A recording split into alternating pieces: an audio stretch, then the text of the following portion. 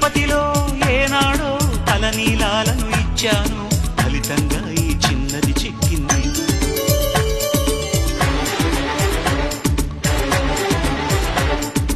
ఈ ఊళ్ళో ఓ గుళ్ళో 10 టెంకాయలు కొట్టాను, ఫలితంగా నీ జంటే దక్కింది. లంచం తినకుండా, లాలూచి పడకుండా,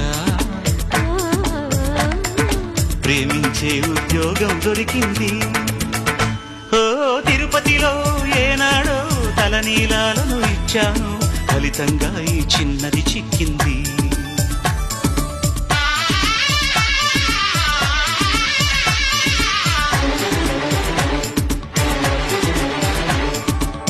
నా హృదయం అనే ప్రేమ అండ్ కంపెనీలో ప్రేమికుడిగా జాయిన్ కాబోయే ముందు మీ డీటెయిల్స్ కొన్ని చెబుతారా? Okay, sure. మీ